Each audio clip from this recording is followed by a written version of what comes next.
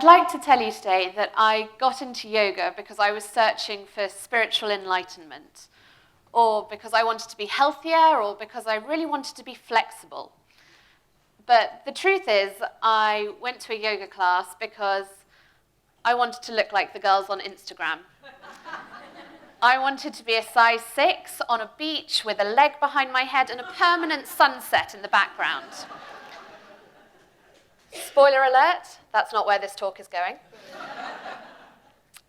So I went to my first yoga class, and I'm going to tell you a little bit about it, but also I'm going to tell you what it taught me that has translated into my wider life and into my work.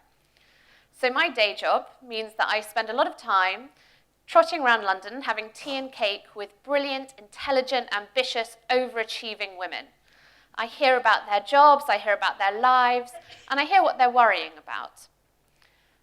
And without exception, every single one of them says to me, if I could go back again, if I could tell my younger self something, if I knew one more thing, it would be more confident, take more risks, just do that thing that you're a little bit scared of. Now, this was really interesting to me because these women, they're amazing. They run companies, they organize events, they rule the world. But every single one of them wishes she could be just a little bit more confident, a little bit braver. And I know that feeling because that's how I feel. That's how I feel when I'm in a meeting with people that maybe are older than me or more important than me or just know more than me, which happens quite a lot. And I wish I could be a bit braver, that I could ask the question I'm scared of asking, that I could say the thing that I think sounds a bit stupid, and I don't know whether I can say it. No, I'm not going to. So there was this idea to me that why aren't women as brave as we could be? And I couldn't put my finger on it. And I've been thinking about it. I've been doing this job for 2 years now, so I've been thinking about it for the whole way through. Until I went to my first yoga class. Now, I went, as I said, partly because I wanted to look like the girls on Instagram, and partly because my flatmate, bless her, had found a Groupon deal so we could go for £10. And so we trotted off to what she had reliably informed me was a beginner's class. It was advanced power yoga. I don't know if any of you have been to an advanced power yoga class, but it's not for beginners. I don't look particularly beautiful when I exercise anyway, and I was bright red, I was sweating. I wasn't feeling that comfortable. And about halfway through, I thought, I think there's a small chance that I might die. And 3/4 of the way through, I thought, no, this is it. This is actually death. This is happening now. Because at that moment, our yoga teacher had instructed us all to take a shoulder stand. Now, I don't know if any of you have been to a yoga class or whether you've just been through the horror that is school PE classes, but a shoulder stand requires you to lie on your back and to raise your feet up, up, up until your whole body is up and you are just supported by your shoulders. Apparently, it's a very therapeutic and relaxing position to take. It probably is if, quite frankly, you're of average breast size. For those of us who have been blessed with more than a handful, it's basically the yoga equivalent of autoerotic asphyxiation.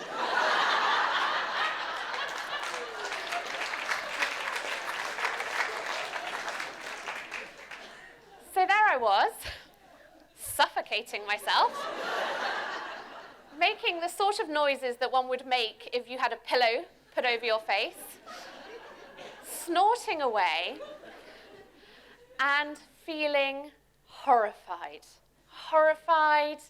humiliated, and like a complete and utter failure. I was like, I never want to do this again. I just want to get out of here. Please, somebody open the doors and let me out. So eventually got myself down out of the shoulder stand, and I left, and I thought, well, that's it. I don't care that I've lost £9 for my Groupon deal. I am not going back. But something happened in the next week. I started to forget what that fear of failure had been like. I started to forget how horrible it had felt, how stressed I'd been, the feeling of my heart racing. And I started to remember how good I'd felt at the end of the class. Not the point when I was running out the door, but the point when I felt like, actually, I didn't think I was going to be able to do this, but I've got the whole way through. It wasn't beautiful, but I did it. And that made me start to think about bravery, about what we think bravery is. So I love an adventure story, and I grew up reading about knights running off, climbing hills, slaying dragons. For me, adventure and success and bravery were about overcoming challenge after challenge after challenge. The more success you had, the braver you got. But this seems really strange when you put it into the context of women in business, because actually, women are really successful. When we're at school, we outperform the boys. At university, our grades are higher. More women attend university now than men. When we graduate now, and this is going to shock you, female graduates now are actually being paid more than their male counterparts. And at the very beginning of their career, they get better performance assessments. If we were to take all of that past success, women should be the bravest people out there. We should be running down Oxford Street with no clothes on and no fear, because we are brave enough to do that. So why is it that every time I meet a woman, she tells me the one thing she wants more is more confidence?